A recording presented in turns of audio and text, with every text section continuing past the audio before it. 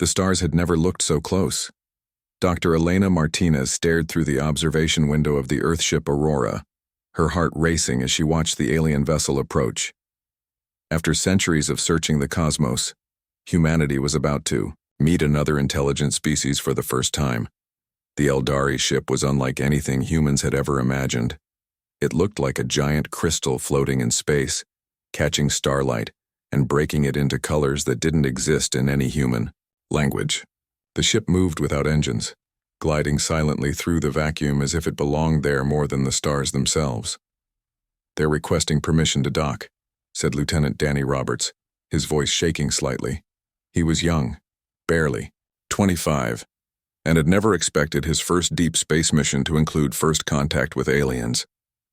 Elena nodded, trying to keep her hands steady. As the lead xenobiologist on the Aurora, she would be the first human to speak with the Eldari. The weight of representing all of humanity pressed down on her shoulders. The Eldari had arrived at the edge of the Milky Way 3 days ago. Their message had been simple. "We seek the lost children."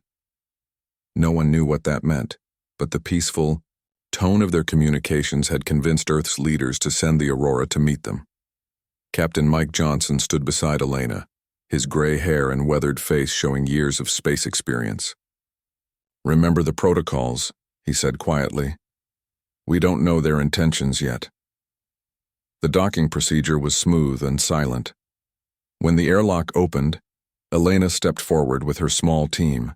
The corridor beyond glowed with soft blue light, and the air smelled like rain on a spring morning. The first Eldari appeared around the corner and Elena forgot how to breathe. The being was at least 8 feet tall, with a body that seemed to be made of living crystal. Light moved through. Its form like blood through veins, creating patterns that shifted with each movement. Where a face should be, there was a smooth surface that somehow conveyed emotion without features. "Welcome, young ones," the Eldari said. Its voice didn't come from any mouth but seemed to resonate directly in Elena's mind. "I am called Starkeeper, in your language." Elena swallowed hard and activated her universal translator. "I am Dr. Elena Martinez, representing Earth and humanity. We are honored by your visit."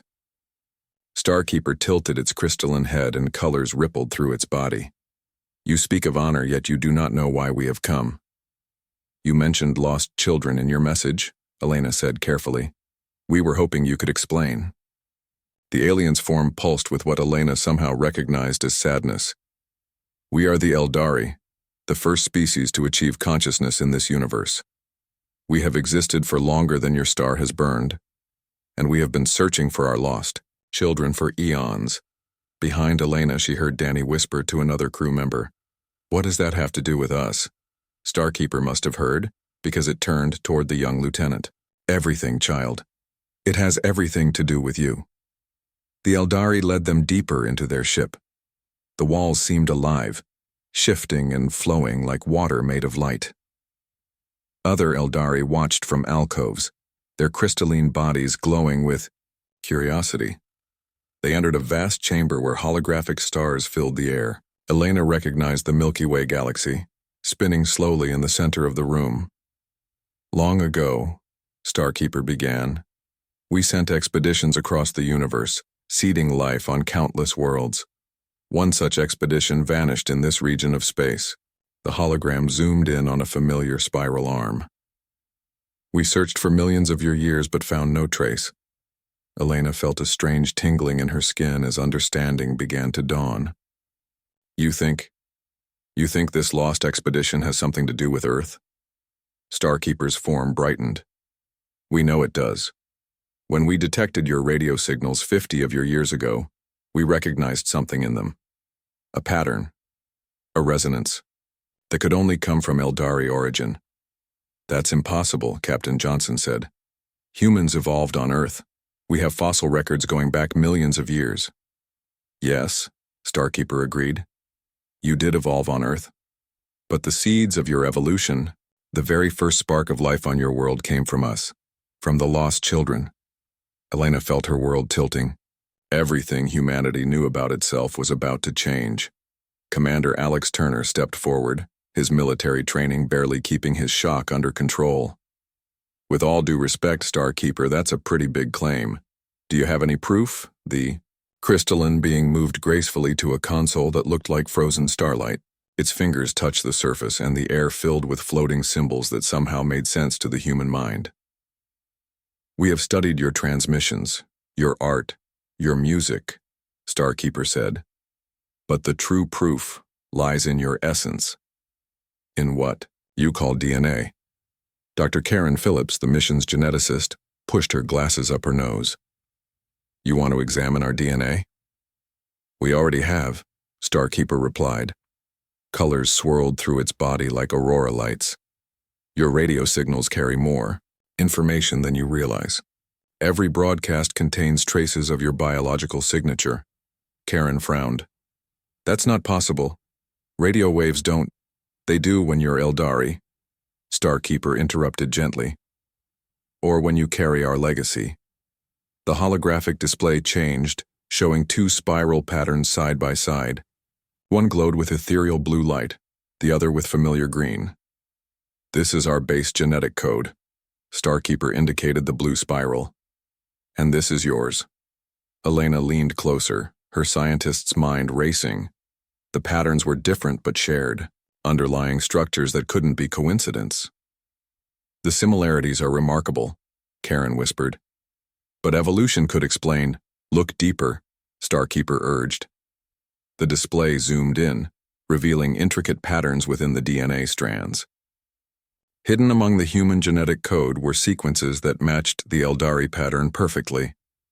These sequences are dormant in you, Starkeeper explained. Like seeds, waiting for the right conditions to grow. Alex crossed his arms. If we're related, why don't we look anything like you? Starkeeper's form shifted, becoming more fluid. When our expedition crashed on your world billions of years ago, they were dying. Our crystalline bodies cannot survive long without our technology. They had one choice, adapt or perish. The hologram showed a blue planet, ancient Earth, with its primitive oceans and volcanic landscape. They dissolved themselves into the most basic forms of life, encoding our essence into single-celled organisms. These became the foundation of all life on your world. Danny Roberts spoke up, his young voice filled with wonder. So every living thing on Earth carries a piece of us, yes, Starkeeper confirmed. But only in humans did our essence reconverge into something remarkable. The chamber fell silent as the implications sank in. Elena felt tears forming in her eyes. We're not alone, she whispered. We never were. Starkeeper moved closer, its presence somehow comforting despite its alien appearance. You have grown, in ways we never imagined. Your emotions, your creativity, your ability to dream, these have evolved beyond anything we possess. What do you want from us? Captain Johnson asked, ever the pragmatist. Want? Starkeeper's form pulsed with what seemed like amusement. We want nothing. We came to find our lost children, to know their fate. Instead, we found something miraculous. Another, Eldari entered the chamber, its crystalline body more angular than Starkeeper's. It communicated in flashes of light that somehow translated into words. This is Logic Weaver, Starkeeper introduced. Our lead scientist. Logic Weaver approached. Karen, may we conduct a proper examination? With your permission, of course. Karen glanced at Elena and Alex before nodding. Yes, but I want to understand every step. Logic Weaver extended a crystalline appendage that glowed softly. Place your hand. Here. As Karen touched the alien device, light spread across her skin. The sensation was warm, tingling, like sunshine on a summer day. The holographic display exploded with data. Streams of information flowed between Karen's DNA pattern and the Eldari baseline, highlighting connections and divergences. Remarkable. Logic Weaver's colors shifted rapidly. The adaptations, the mutations, the evolutionary pathways, they've created something new while preserving the core. Starkeeper turned to address all the humans. You have questions. We see them burning in your minds like stars. Elena stepped forward. If we're your descendants, why didn't you find us sooner? Why wait until now? Time moves differently for us, Starkeeper explained. What feels like eons to you passes like moments for beings who have watched galaxies form. And your world? It was hidden from us by the very disaster that stranded our expedition there. A cosmic storm, Logic Weaver added. It created a distortion field around your solar system. Only when you began broadcasting radio signals did the field weaken enough for us to detect you. Alex felt his head spinning with possibilities. So what happens now? Starkeeper's form dimmed slightly, colors flowing slower through its crystalline body. Now we learn from each other. But first, let us show you the full truth of your heritage. The chamber transformed around them. The walls became transparent, revealing a vast museum of sorts. Floating displays showed scenes from Eldari history, stretching back to the dawn of the universe. Captain Sam Brooks had joined the group, his weathered face tight with concern. This is all very fascinating, but I need to consider the security implications. How do we know this isn't some elaborate deception? Logic Weaver turned to him, its angular form casting rainbow reflections. Observe. A new hologram appeared, showing a recording from billions of years ago. The humans watched as a massive Eldari expedition ship, caught in a swirling cosmic storm, broke apart. Smaller vessels scattered like seeds in the wind. This was the Prometheus mission, Starkeeper explained. Our most ambitious colonization effort. 300 ships, each carrying the essence of our civilization. The recording showed one damaged ship spiraling toward a young, violent Earth. As it entered the atmosphere, the Eldari crew made their final decision. They knew they couldn't survive in physical form, Logic Weaver continued. So they chose to become something else. They released our genetic essence into your primordial oceans. Elena watched in awe as the recording showed the transformation. The crystalline bodies of the Eldari dissolved into streams of light that merged with Earth's early seas. They gave up everything, she murmured. Their bodies, their technology, their civilization, all to keep life going. Yes, Starkeeper confirmed. And in doing so, they created something we never could have imagined. You. Danny raised his hand like a student in class. But if we have your DNA, why can't we do the things you do? Why aren't we crystalline beings? Logic Weaver's form brightened with what seemed like excitement. But you can. The ability lies dormant within you. Observe. Before anyone could object, Logic Weaver touched Danny's forehead with a crystalline finger. The young lieutenant gasped as his skin began to shimmer. Stop! Alex shouted, moving to intervene. Do not fear, Logic Weaver said calmly. I am merely awakening what already exists. Danny's left hand slowly became translucent, then crystalline. He stared at it in wonder, flexing fingers that now sparkled like diamonds. It doesn't hurt, he said, amazed. It feels natural. Karen immediately began scanning him with her medical equipment. Vital signs are stable. Brain activity is incredible. It's like parts of his brain that were dormant are suddenly active. Logic. Weaver withdrew its touch and Danny's hand slowly returned to normal. The young man looked disappointed as the crystal faded back to flesh. That was amazing, he breathed. I could feel everything. The ship, the stars, even your thoughts. Starkeeper nodded. This is your birthright. All humans carry this potential, though it manifests differently in each of you. Sam Brooks stepped forward, his military bearing rigid. This is a lot to process. We need to report back to Earth Command. Of course, Starkeeper agreed. But understand, we are not here to change you. We simply wish to know what became of our lost children. But you are changing us, Elena pointed out. Just knowing this truth changes everything about human identity. Starkeeper's colors shifted to warm golds and pinks. You have always known, deep in your essence. Why else? Do your children reach for the stars? Why do you dream of other worlds? Why does your art speak of transformation and transcendence? Alex exchanged glances with his crew. They all felt it, the truth in the Eldari's words. Every human culture had myths about star people, about coming from the heavens. What about the others? Karen asked. The other ships in your expedition?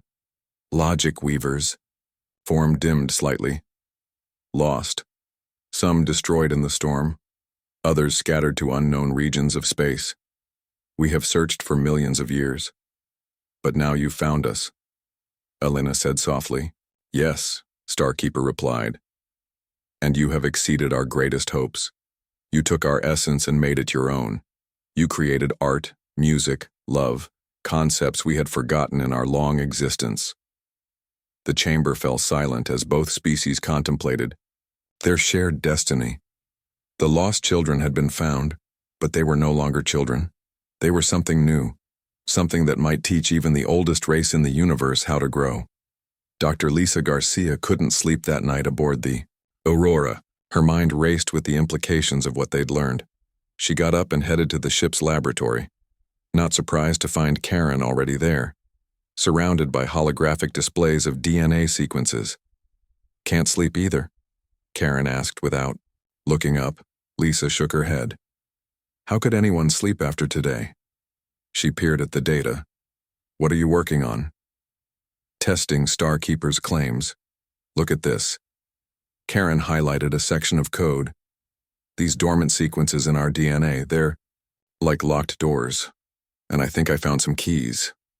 Before Lisa could respond, an alarm beeped. Karen frowned at her scanner. That's odd. Someone's accessing the Eldari data files from the crew quarters. They found Jake Morrison, a young biochemist, in his room, his computer displaying complex genetic algorithms. But Jake himself sat motionless, his eyes glowing with the same crystalline light they'd seen in the Eldari. Jake. Lisa shook his shoulder. His skin felt warm, almost buzzing with energy. Jake blinked, and the glow faded. Dr. Garcia? What happened? You tell us, Karen said, scanning him with her medical device. Your genetic markers are going crazy. Jake looked at his hands, confused. I was just studying the Eldari sequences. Then I felt this connection, like I could understand the code without thinking about it. Over the next few hours, similar incidents occurred throughout the ship. Crew members reported strange dreams, moments of crystal-clear insight, and brief episodes where their skin seemed to shimmer. By morning, Captain Johnson called an emergency meeting. We need answers, he said firmly to Starkeeper, who had come aboard the Aurora. The awakening has begun, Starkeeper explained, its form pulsing with calm blues. Your proximity to us, combined with the knowledge of your heritage, has triggered latent responses in your genetic code. Is it dangerous? Elena asked, worried about her crew.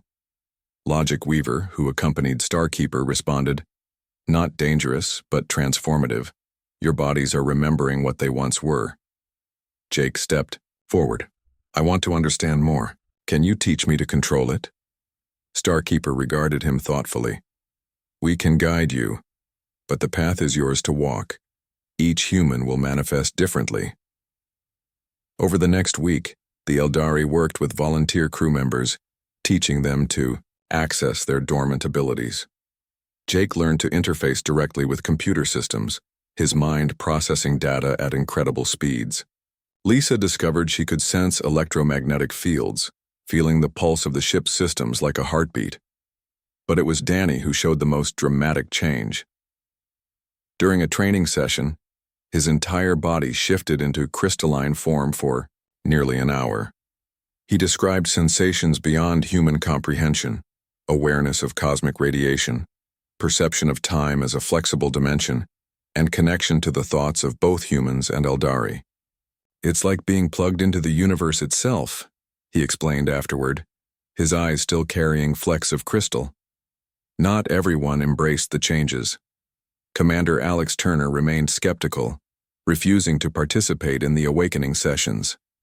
We need to maintain our humanity, he argued, not turn into something else. Karen supported his caution. We don't know the long-term effects. This could fundamentally alter our species. The debate divided the crew. Some saw it as evolution, others as contamination. Elena found herself caught in the middle, fascinated by the science but concerned about the implications. One night, she found Starkeeper alone in the observation deck, gazing at Earth's distant star. "You're worried about us," she said. "We are amazed by you," Starkeeper corrected. "But yes, also concerned. Change brings uncertainty. What happens if we fully awaken these abilities?" Starkeeper's form shifted through a spectrum of colors. "You become something new, neither human nor Eldari, but a bridge between what was and what could be. And if we choose not to? Then you remain as you are, carrying our legacy in silence as you have for billions of years." Elena watched the stars, feeling the weight of choice. "Did you know this would happen when you found us?" "We hoped," Starkeeper admitted. "But we could not have imagined how beautifully you would grow. Your capacity for emotion, for creativity, for love, these things make your dormant abilities even more powerful than ours." As Elena pondered this, Jake burst into the room. "Dr. Garcia, you need to see this. I found something in the genetic code, something the Eldari didn't tell us about." Jake's fingers flew across the holographic interface, pulling up complex genetic patterns. Elena and Starkeeper gathered around him, watching the data unfold. "Look at this sequence," Jake said, his voice trembling with excitement. "It's not just dormant Eldari code. There's something else. Something that evolved uniquely in humans." Starkeeper leaned closer, its crystalline form flickering with surprise. "This is unexpected." The display showed a genetic structure that spiraled in ways that defied Eldari patterns. It pulsed with an energy signature neither species had seen before. "What is it?" Elena asked. Logic Weaver materialized beside them, drawn by the discovery. "It appears to be a mutation, a beneficial one. Your species developed this on its own." Jake manipulated the display, revealing how this unique code interacted with both human and Eldari genetics. "It's like a bridge, but more than that. It's an amplifier." Ambassador Maria Rodriguez had joined them, part of Earth's diplomatic team that had arrived days earlier. "Could you explain that in simpler terms?" "The Eldari genes in us aren't just sleeping," Jake said. "They've been evolving, combining with purely human traits. We're not just their descendants. We've become something they never were." Starkeeper's form shifted through rapid color changes. "This explains the intensity of your emotions, your creativity, your ability to innovate in ways we cannot." "You mean we're not just awakening to become like you," Elena realized. "We're becoming something beyond both our species." Logic Weaver interfaced with the data directly, its crystalline fingers merging with the hologram. "Remarkable. This hybrid code gives you abilities we lack. Emotional depth that enhances logical processing. Intuition that transcends pure calculation." Danny, who had been practicing his crystalline transformation, suddenly spoke up. "I felt it yesterday. When I was fully transformed, I could still feel everything. Joy, wonder, even fear. The Eldari say they don't experience emotions like we do, but I kept mine." Starkeeper turned to face the humans. "We must share something with you, something we hesitated to reveal." The chamber's atmosphere grew heavy with anticipation. "Our species is dying," Starkeeper admitted, "not in body, but in spirit. We have existed so long that we have forgotten how to grow, how to change. We see the universe, but no longer feel wonder at its beauty." Logic Weaver continued, "We didn't just come to find our lost children, we came seeking salvation. Your radio signals carried something we had lost: passion, creativity, the drive to explore not just space, but possibilities." Maria stepped forward, her diplomatic training kicking in. "You want to learn from us?" "More than that," Starkeeper said. "We hope you might teach us to feel again, to dream, to love." The revelation shifted everything. The humans weren't just long-lost descendants. They were potentially the saviors of the oldest race in the universe. Karen, who had been quietly analyzing the data, spoke up. "There's more. This hybrid code, it's still evolving. Each generation of humans has shown increasing complexity in these sequences. What does that mean? Captain Johnson asked. It means our children and their children will have even greater potential, Karen explained. We're not at the end of this evolutionary path. We're just at the beginning.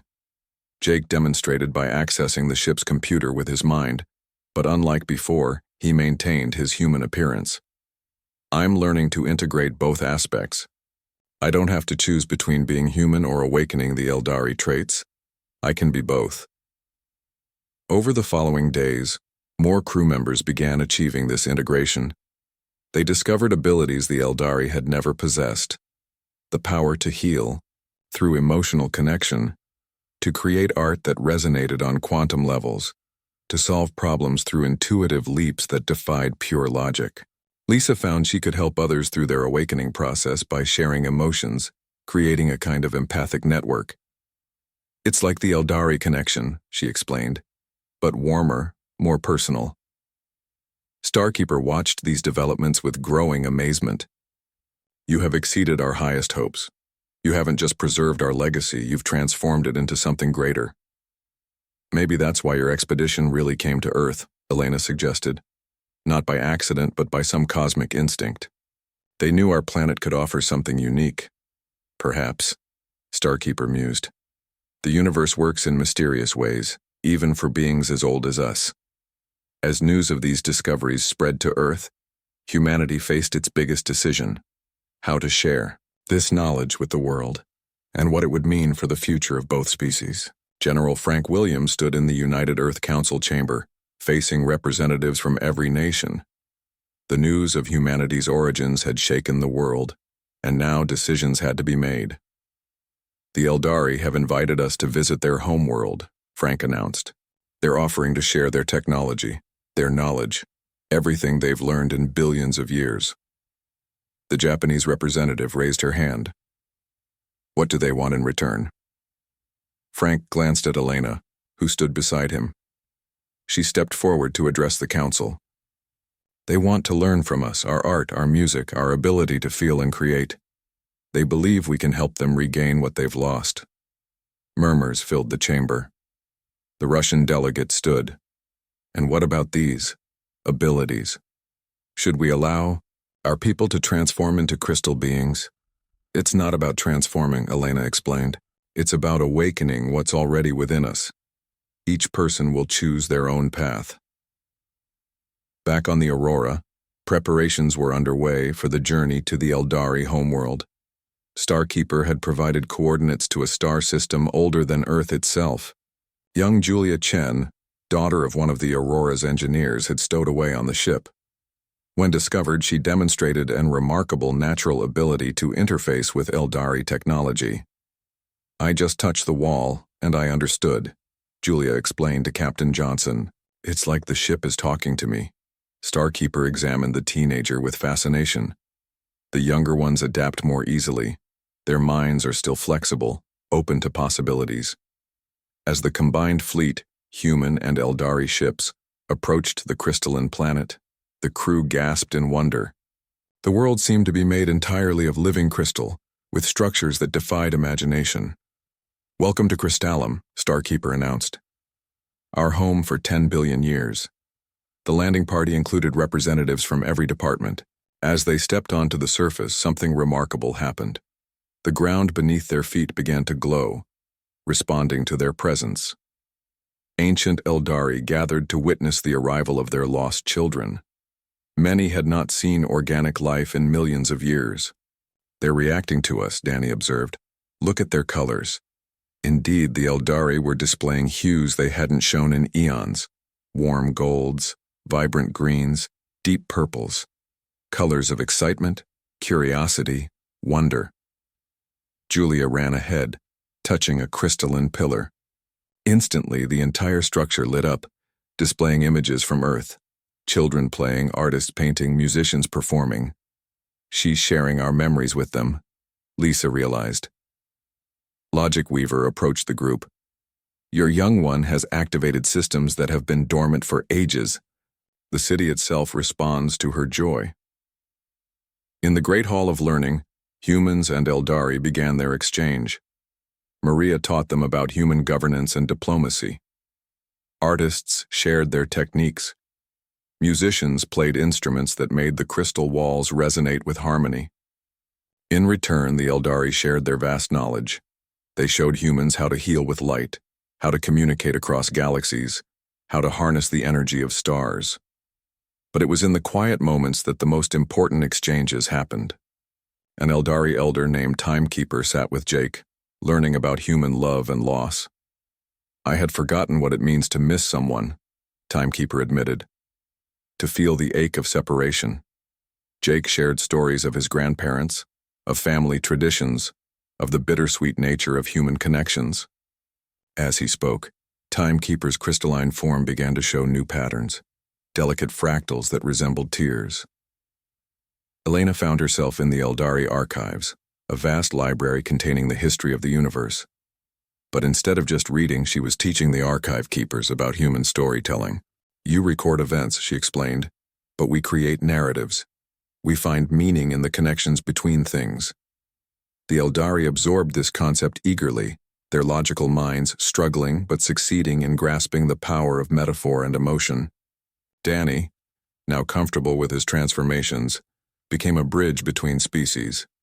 He could shift between forms at will, maintaining his human heart while accessing Eldari abilities.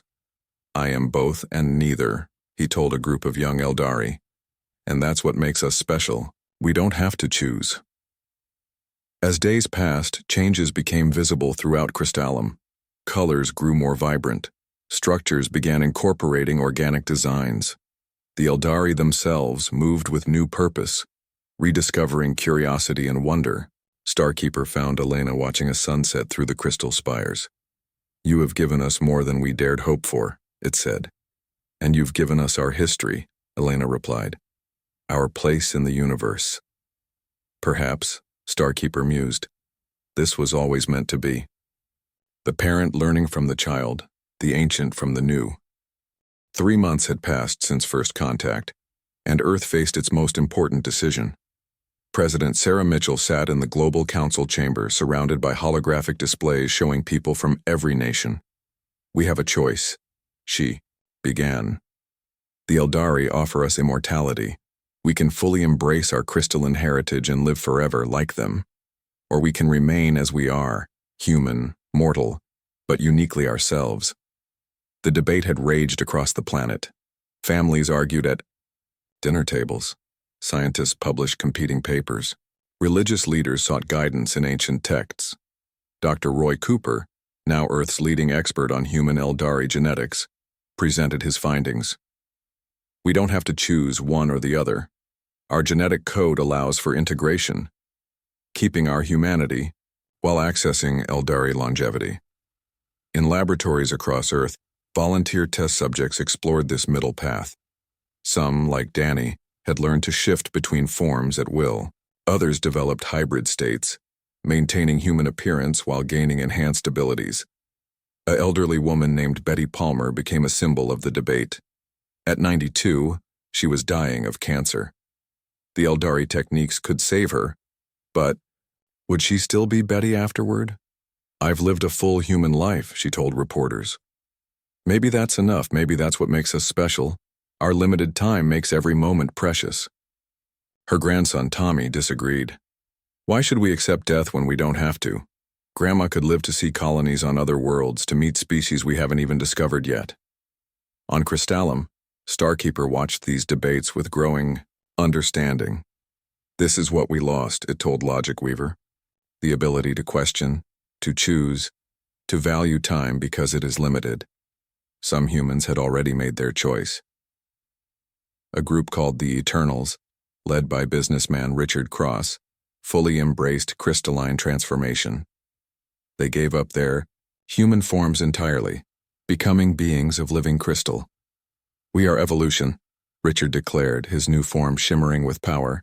"Why cling to flesh when we can become something greater?" But something unexpected happened. The fully transformed humans began losing their emotional depth. Their creativity dimmed. They became more like traditional Eldari, logical, eternal, but somehow less alive. This confirms our research, Roy explained to the council. Our humanity, our mortality, our emotions, our limitations, these aren't weaknesses. They're what make the hybrid code work. They're what make us special.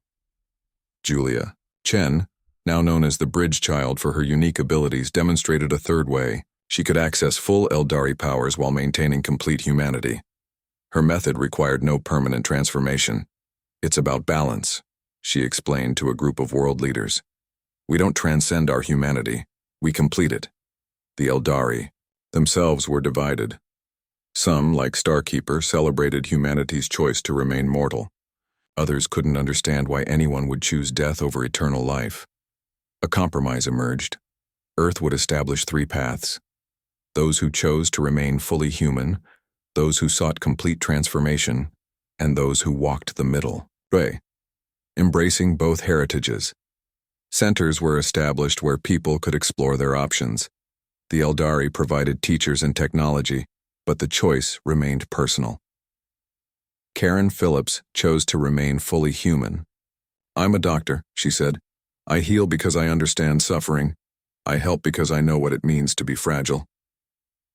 Jake Morrison took the middle path, developing abilities that enhanced his research while keeping his human perspective. I can process data like an Eldari, but I still get excited about discoveries. That's worth preserving. President Mitchell announced Earth's decision to the universe.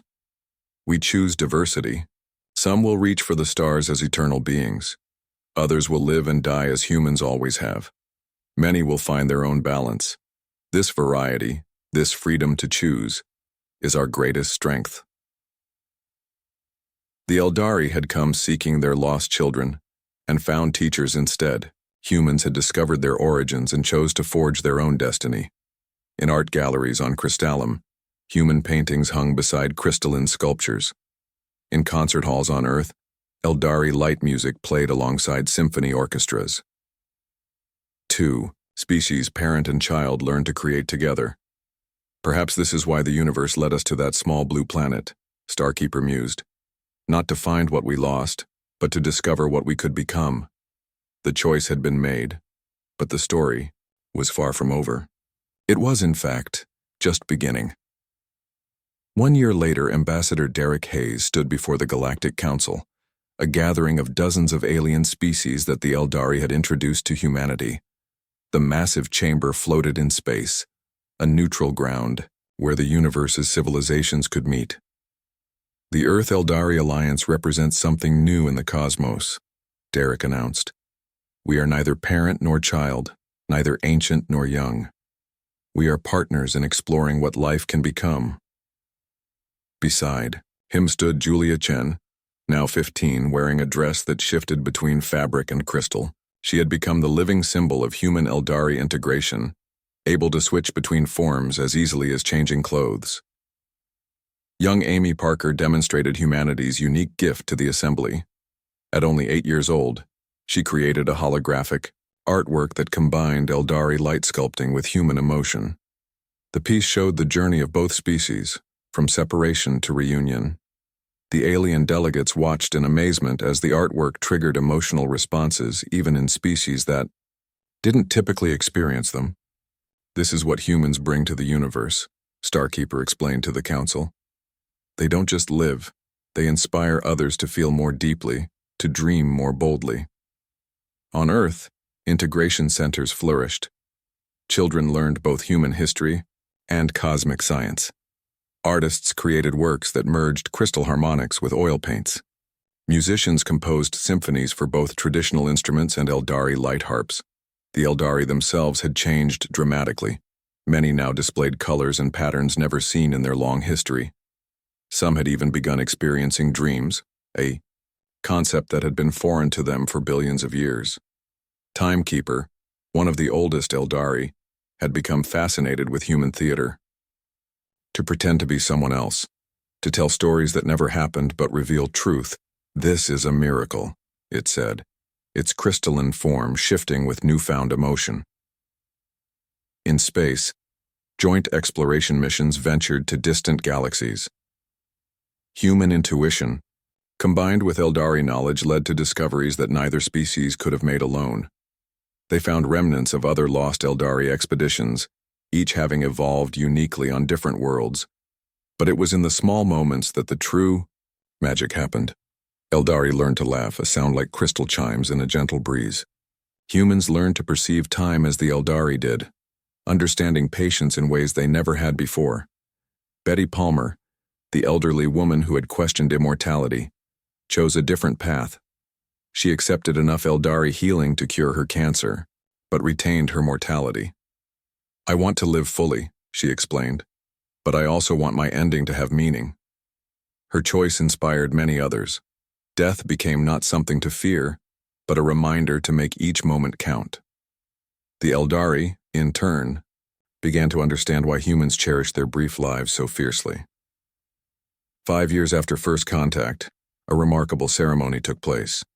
In a chamber that existed partly in normal space and partly in crystalline dimensions, representatives of both species signed the Universal Declaration of Conscious Rights. All beings, regardless of form or lifespan, have the right to choose their own path, President Mitchell read aloud. The document guaranteed freedom of transformation, protection of cultural identity, and the right to explore one's potential without coercion. Jake Morrison, now director of the Integration Research Institute, made a startling announcement.